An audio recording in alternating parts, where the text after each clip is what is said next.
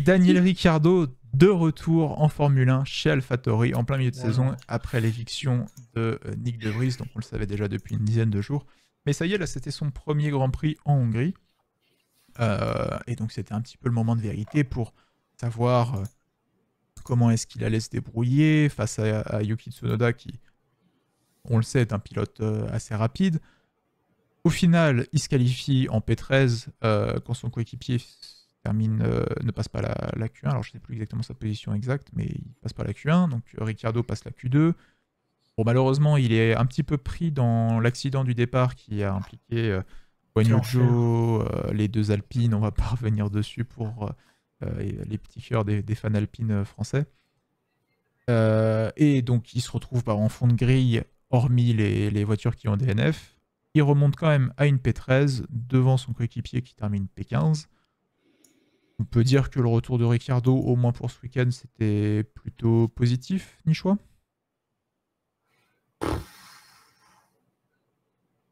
Non, je laisse la place à Iki. Ok, bah, Iki, c'est positif. Je sens que c'est pas trop positif chez Nichois. Oh, il m'a donné le truc, genre, ah, démerde-toi. Allez, le bébé. Non, parce que alors, si je le fais moi, on va dire que je suis... Voilà. Hein. Tu veux du positif, du coup? Vas-y, Iki. Je vais pas forcément dire que du positif non plus, pour information. Déjà, je vais juste commencer en disant genre, pourquoi on a pris Ricciardo, enfin pourquoi Ricciardo revient alors qu'il y a plein de jeunes et que AlphaTauri est fait pour former des jeunes et fait pour former des rookies.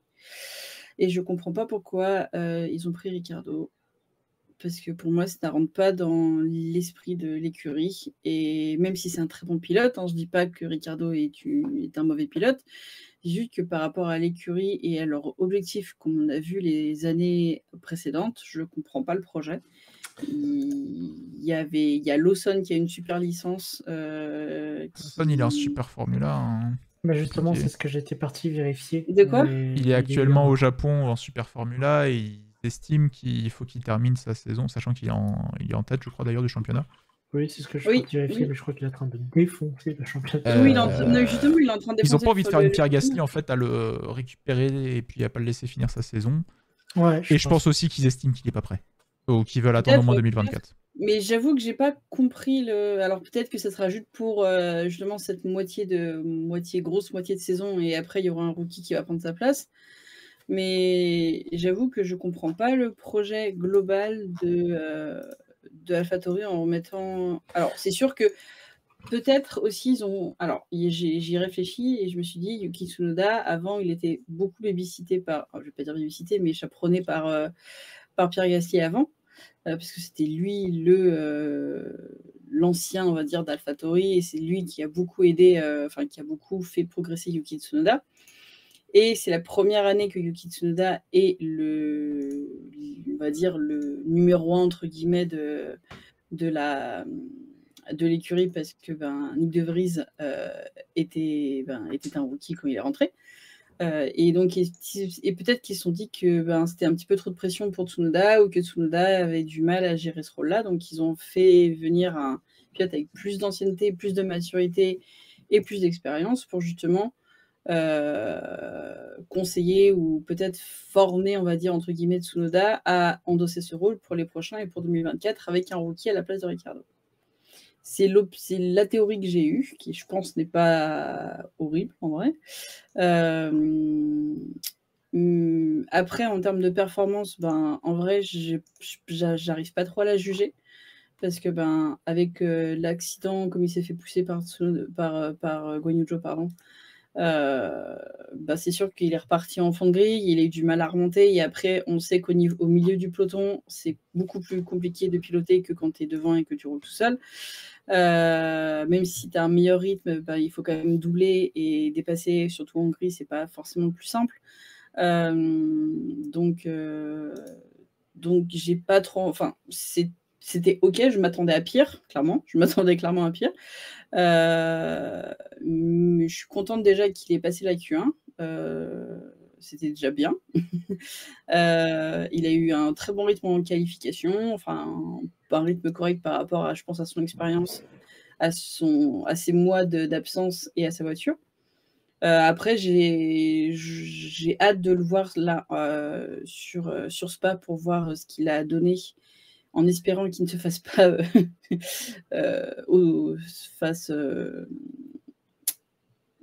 auto. Non, c'est quoi quand tu es fait de foraine les petites voitures là? Auto-tamponné? Ah merci, auto-tamponné par un de ses collègues, et puis on verra. Mais en vrai, par Mitigé rapport à comme bilan. AlphaTauri, bah ouais, je comprends si c'est par rapport à Yuki Tsunoda, mais par contre par rapport à AlphaTauri et lui, le concept de l'écurie en elle-même, soit il va voir pour changer d'écurie en 2024, soit il dégage en 2024, parce que AlphaTauri n'est pas fait, je pense, pour recycler. J'aime pas dire recycler non plus, mais pour retrouver un pilote avec beaucoup d'ancienneté, Mm. parce qu'ils sont là justement pour former la nouvelle génération qui potentiellement va finir dans une Red Bull. Je me permets de réagir, je te donnerai la parole Oui, bien après sûr, Nichois bien sûr. pour vraiment le terminer. Pour repartir déjà un petit peu sur pourquoi le remplacement par Ricciardo, je pense que l'éviction de Nick De Vries était inévitable. Côté Red Bull, ils sont impatients. Je dis pas que c'était forcément un bon choix, mais ça allait arriver tôt ou tard. Donc, si c'était pas maintenant, c'était après la pause estivale dans tous les cas.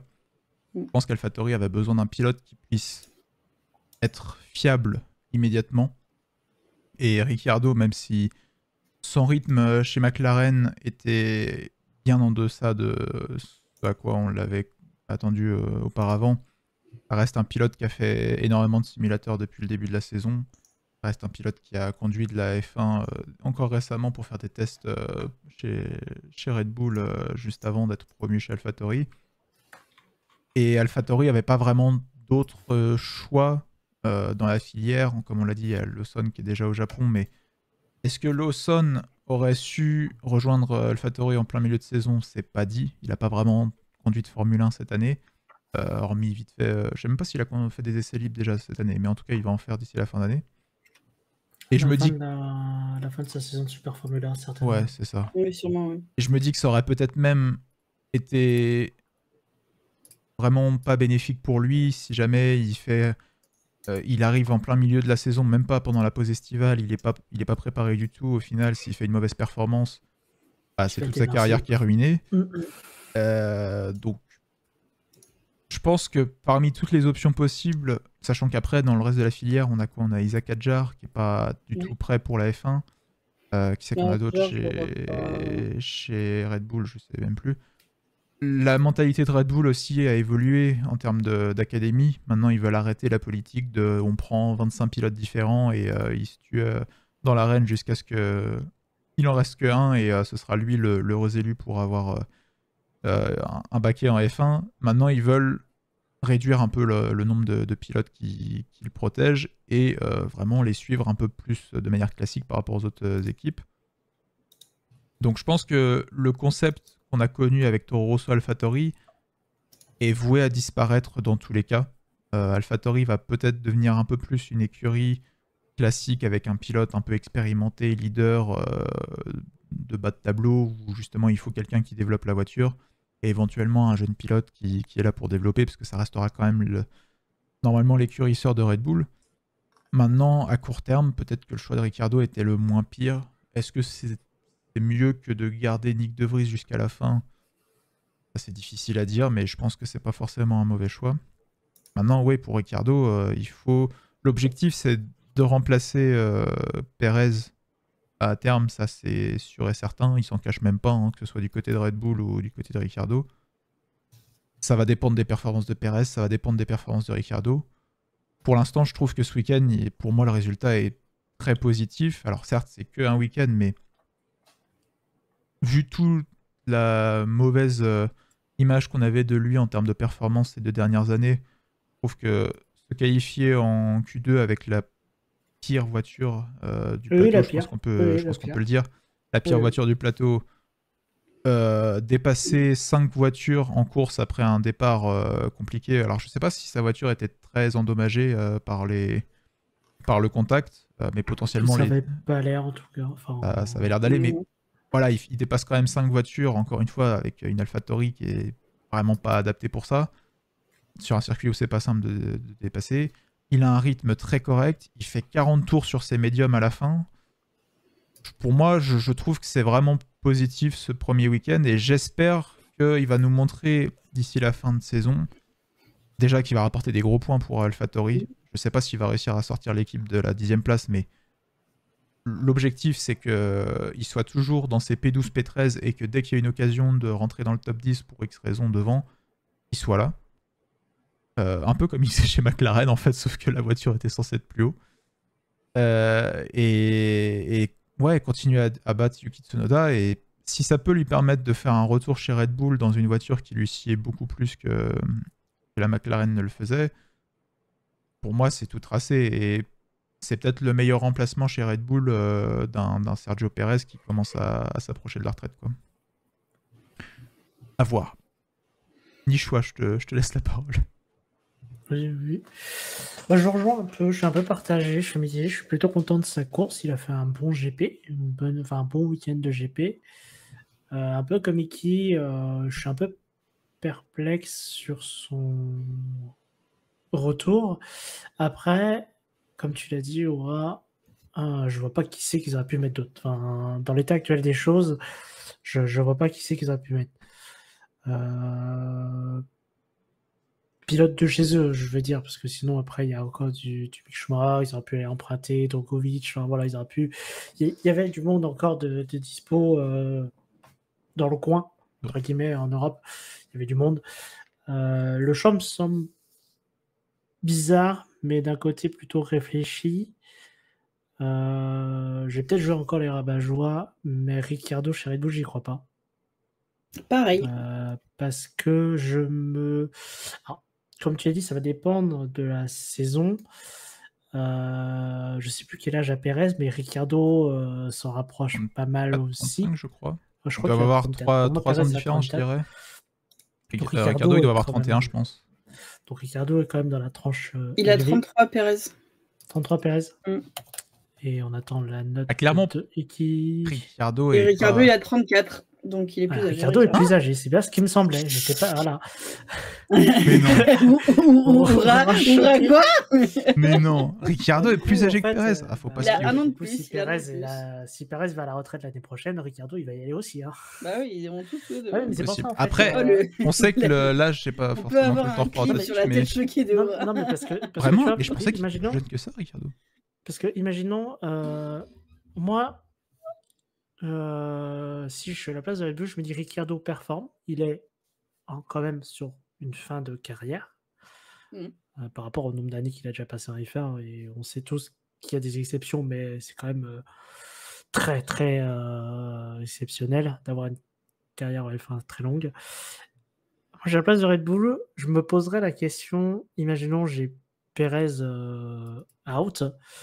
Est-ce qu'il ne serait pas plus intéressant de récupérer Tsunoda, même si je pense que le choix n'est pas bon, mais de récupérer Tsunoda pour aller rouler à Verstappen pour déjà voir ce qu'il vaut, et voilà, on ne sait jamais, parce que Tsunoda a toujours été quand même rapide, il le montre quand même aujourd'hui, même si la voiture est complètement naze, il arrive à jouer, il joue le top 10 pas régulièrement, mais un GP sur 2. Il joue le top 11-12 en tout cas, c'est régulièrement. Mais il ne rentre pas dans le top 10, malheureusement.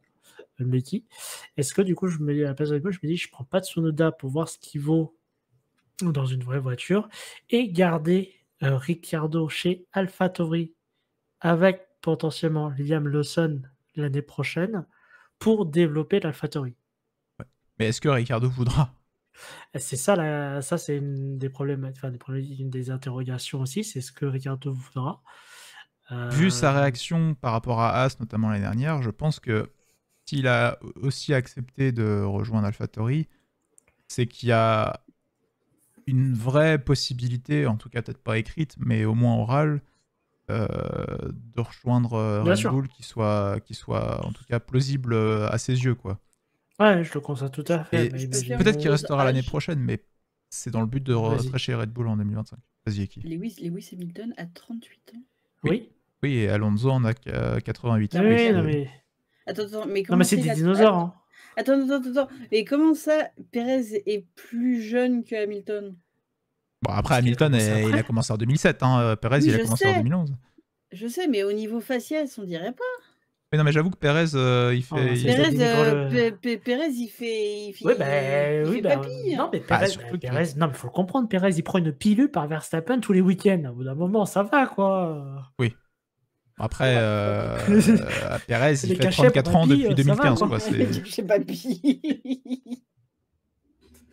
Pardon, excusez-moi. Bah, Oui, je après, vais continuer. par rapport à ce que tu disais, Nichois, pour moi, les deux sont des mauvais choix. En fait, je me dis peut-être que Red Bull a envie de redonner une chance à Ricciardo, juste le temps d'une saison, par exemple, pour voir si il est capable de revenir à ce qu'il était en 2017-2018 et retrouver un line-up. Parce que je pense que du point de vue de Red Bull, si ils omettent la performance chez McLaren, c'est le seul pilote de ces 5 dernières années, donc de tous les autres pilotes qu'il y a eu à côté de Verstappen, qui pourrait peut-être le titiller un petit peu. C'est-à-dire que on a eu Verstappen et Ricciardo de 2016 à 2018. Bon, Verstappen n'était pas à son prime, mais on avait quand même une lutte intéressante. On a eu Gasly qui s'est fait détruire par Verstappen, on a eu Albon qui s'est fait détruire par Verstappen, on a eu Perez qui a enfin réussi à gagner avec une Red Bull, mais qui se fait quand même mettre des bonnes tartes par Verstappen. Je me dis que Red Bull, c'est peut-être l'occasion d'avoir un pilote qui a le potentiel de ne pas se prendre des tartes par Verstappen. Potentiellement, il va se prendre des tartes encore plus violentes que Perez. Mais peut-être que y a moyen. Et de toute façon, Je crois qu'il prend la même bille que Pérez. Hein. c'est Pour moi, possible. il prend la même bille que Pérez. Et pour moi, pareil. Statistiquement, il a plus de chances de prendre la même bille que En fait, je pars de ce principe parce que Red Bull a personne d'autre en fait à mettre. C'est-à-dire que Ouais, je suis d'accord. Tsunoda, c'est Faut un pas mauvais garder choix. Par rapport à ça, oui. Perez, Regarde pas Pérez. Perez, ils vont le garder, mais ils vont pas le garder éternellement. Bah non, mais Ricciardo non plus. Ricciardo non plus. Oui, mais justement, je me dis, quitte à pas garder éternellement les deux, autant Bah, donner sa chance à Ricciardo et potentiellement il fait mieux que Perez. S'il fait moins bien, bon bah de toute façon on n'allait pas garder ni l'un ni l'autre, donc c'est pas grave. Et potentiellement Ricciardo, c'est peut-être le seul qui, si la Red Bull lui convient aussi bien que celle de 2018, bah, peut-être qu'il arrivera à créer un petit peu, parce que c'est dans l'intérêt de la marque aussi d'avoir deux pilotes forts et deux pilotes qui se battent, surtout pour une marque comme Red Bull, quoi. Parce que sinon, c'est quoi chez Red Bull? On parle de Lando Norris qui aurait des contacts avec eux éventuellement en tant que deuxième pilote, mais je pense Norris, que il veut pas. Norris, il. Bah, Adena est en train de dire Leclerc, donc. Le problème, c'est que pour moi, Norris comme Leclerc Adena prennent nous des dit Leclerc, tartes je sais par pas. Verstappen. Pour l'instant, Red Bull, il n'y a pas trop de rumeurs. Je regarde un peu sur les. Leclerc, les sites où ça serait fin de carrière. Alors moi, j'ai vu des rumeurs là cette semaine de Norris qui aurait eu des talks en off avec Red Bull pour une sortie de contrat avant. Enfin, qui, en gros, après les améliorations qu'il y a eu chez McLaren, donc c'est pour ça que ça m'a un peu surpris, mais que Red Bull serait prêt à racheter Norris, pardon. Norris. Sauf qu'en même temps, Zach Brown, lui, a affirmé qu'il n'y avait pas de clause de sortie chez Norris. Mais bon, tout s'achète. Hein. Oui, clairement. Oui, bien sûr. Leclerc, je sais pas. Leclerc, il est toujours en montée en puissance en termes de frustration chez Ferrari. Et un jour, la cocotte minute va péter. Ouais, et puis je pense qu'arriver chez Red Bull, c'est pas la meilleure idée pour il va se faire taper aussi par Verstappen. Hein. Ah bah, au début, il va se faire taper. Hein. En fait, je pense que n'importe quel pilote de la grille actuellement se fait taper. Oui, de ouf. Mais je pense que pour le cas Leclerc...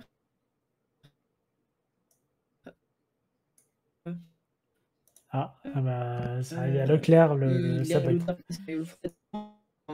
Tu lagues un peu, Eki. Tu lagues beaucoup même. On reviendra à toi, Eki, dès qu'on pourra. Ah, mince. Ça y est, elle a voulu parler de Leclerc. Oui. Vas-y, Eki, on t'écoute. Allô, vous m'entendez ou pas? Vas-y, on t'écoute. Vous m'entendez ou pas? Ah bah non, vous m'entendez pas. Et si, on t'écoute. Okay. Non, mais je voulais juste dire que par rapport à Leclerc, en vrai, même s'il est en mode Hello Dark... C'est bon? Tu vas me troller encore un moment. Et qui réagit à oui, Leclerc qui Mute le chat des ne bon, sait on rien, va le passer. chat ne connaît rien.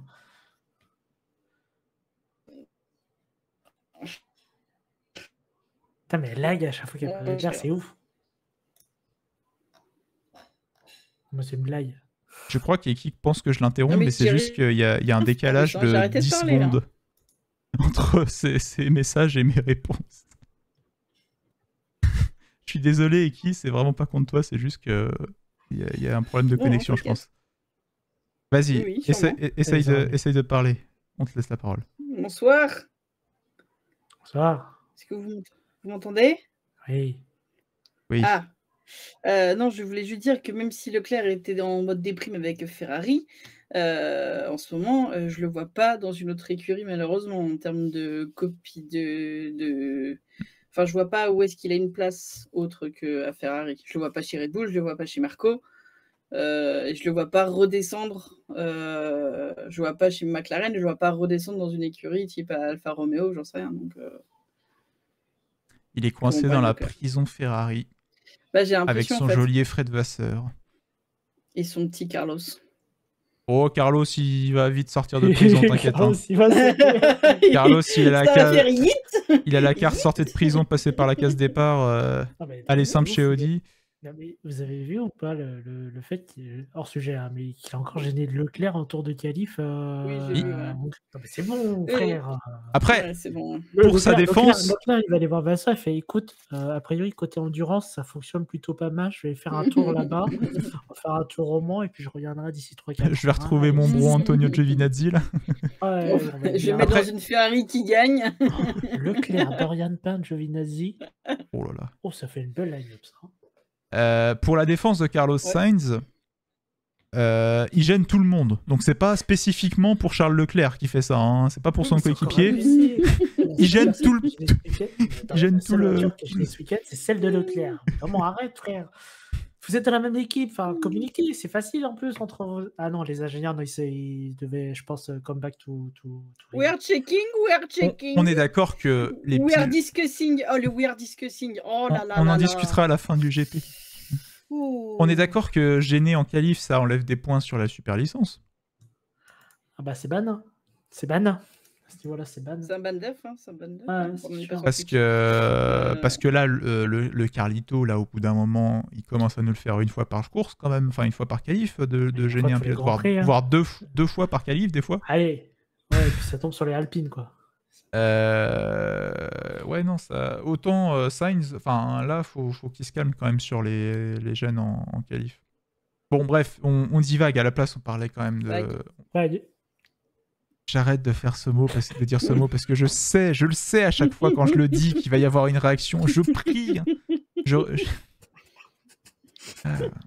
On fait En des plus, t'es avec vagues. les deux pires, là. En plus, t'es avec les deux pires. Aïe, aïe, aïe. Ouais, y a pas liquide, ça va, ça pourrait être encore pire. Hein. Donc voilà, on dégraisse. Pas de blague sur les... voilà, s'il vous plaît, merci. Pas de blague de cuisine. Et Non, on ça, parlait quand même de c'était Ricciardo. Ah bah super.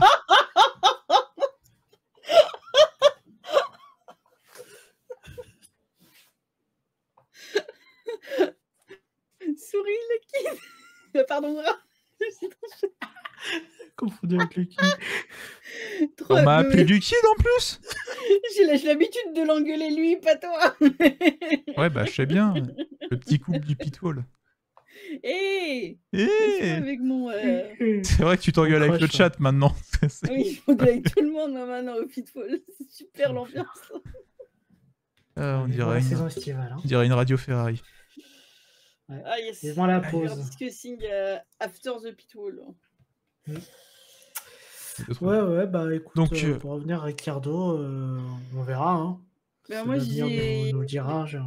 J'ai envie de voir s'il arrive à, on va dire, s'il arrive à chaque fois à outperformer Tsunoda, Tsunoda. oui, ça sera très bien et ce sera une très bonne décision. S'il nous fait une saison comme la dernière qu'il a fait, Ça va, Non. clairement. voilà, Voilà. clairement, ouais, Enfin, il est dans une poubelle qui a l'air de rouler la dernière, il était dans une poubelle à l'arrêt. c'est vrai. Mais bon. Alors, non, moi, le truc, c'est qu'il devra faire les mêmes résultats non, que mais l'année dernière. il a pas tort, faut lui accorder, il a pas tort. Ah ouais. Après, un petit objectif quand même pour Ricciardo. Quelle quantité de points, par exemple, vous seriez heureux? Ils ont 2 points. Ils ont 2 points, marqués tous les deux par Yuki Tsunoda. Marqués par Yuki Tsunoda. À la mi-saison, ils ont 2 points. Ouais, ça fait peur. Eh, te moque pas, Williams a marqué 1 point en 2019. Oui, mais à l'époque, c'était une poubelle. Oui, et parce que les Alfa Romeo avaient été disqualifiés. Ouais, mais Williams, ça remonte là, ça me fait plaisir. Je sais pas, tout le bas du classement. AlphaTauri, c'est un peu la seule équipe où ça va être compliqué de se battre pour les places d'au-dessus. Parce qu'au-dessus, c'est encore assez incertain. Mais. Allez, si on reprend la. J'aimerais bien que pour que je dise que c'était réussi, que c'était une bonne décision, je pense que d'ici la fin de la saison, il a. Il reste combien de GP? 12. 10 12 Moi, je pense ça, c'est le 11e. Il y a 11, pardon. Il y a 6 points. qui marque. 6-7 points. Ah, que ça? Bah, que ça. Tsunoda, il a marqué 2 points en 11 GP. 6e, 7e, 8e place, 9e place, c'est complet. Hein. Tu mets les 2 Red Bull, les 2 McLaren, les 2 Mercedes, ça fait déjà top 6. Voilà. Derrière, tu peux mettre Alpine, Ferrari, Aston en bataille. Donc, si tu rentres dans les points. Puis même après, toutes les autres écuries, s'il y a des places devant, normalement, ils sont là. Hein. Ouais, il y a les Williams qui vont taper les points. Hein. Donc, moi, je dirais quoi 4-5 points. Déjà, je trouve que c'est dur. 4-5 points si jamais il arrive à gratter des P9, P10. Ou alors, genre vraiment 8-10 points si c'est un gros résultat en mode il manque la 7e place, un truc comme ça. Il fait une grosse rentrée, ça peut être intéressant. Après, s'il rentre, je sais pas, moi, sur les 12 GP, là, s'il finit 5-6 fois, 5 fois dans les points, c'est pas mal déjà. Et qui, toi, tu veux lui donner un plus gros objectif, toi? Bon, je pense qu'elle était partie pour 15-20 points. Non, pas 15-20 points. Moi, 200 points, hein. Il faut qu'il ait la P4 au championnat. Non, mais je suis d'accord avec toi, Iki. C'est vrai que ça semble peu, mais au final, mais en vrai, vu l'état actuel des choses, c'est dur. Oui, non, mais en fait, c'est réaliste. Juste quand tu as dit comme ça me semble extrêmement peu. Mais en fait, non, je suis d'accord. Parce que là, tu laisses les deux Alpines. Bah, au final, il y a peut-être une Alpine qui marque un point, une Alpine ou une Ferrari qui marque un point.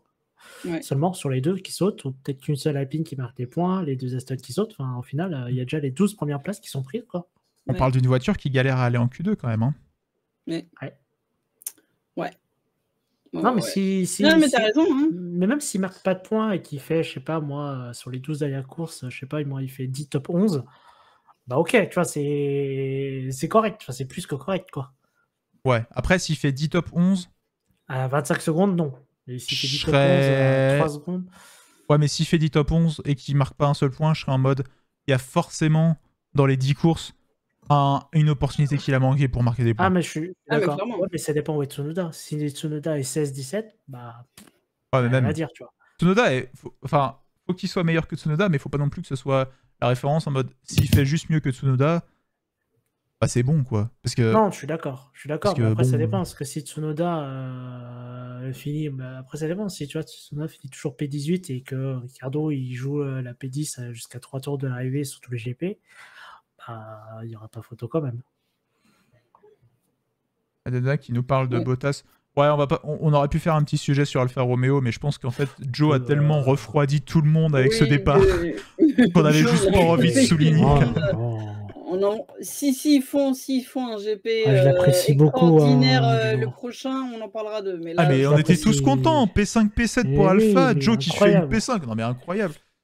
Bon, après... Il loupe son départ. Je fais, bon, c'est pas grave, ça c'est le stress. Et après, quand je vois le replay qui strike, tout le monde, je fais, vas-y, nique. Bon, après, je pense que c'était quand même un peu moins pire que Bottas il y a 2 ans. Oh, le bowling de Bottas il y a 2 ans. Parce que Bottas il y a 2 ans, c'est sous la pluie, il se dit, tiens, je vais prendre un freinage comme s'il pleuvait pas. Bon. Surtout avec 8 ans d'expérience. Voilà. Le strike d'il y a 2 ans, Joe, je me dis, bon, il a loupé son départ, il est en panique à la radio. Il a un problème moteur, hein, je crois. Voilà. Je peux comprendre qu'il loupe son freinage. Bon, c'est une conséquence désastreuse pour Alpine, Et je pense que les fans français ont envie de l'étrangler comme pas possible. J'espère qu'il va pas passer ses vacances en France d'ici Spa. Mais en vrai, vu le départ qu'il a eu, je me dis, bon, bah, ça devrait pas arriver, mais il y a une raison, quoi. C'est pas juste une mauvaise estimation, il a fait de la grosse merde, c'est juste qu'il est en panique totale, quoi. Il a fait n'importe quoi, et c'est dommage. C'est quoi, cet acharnement de reparler de l'axe du départ ou... Ouais, on rebondit vite fait sur Alfa Romeo, quand même, pour une fois qu'on parle d'eux. Pour une fois qu'ils sont en Q3. Ouais, mais non, mais c'est vraiment, ils ont fait une très bonne séance de qualif.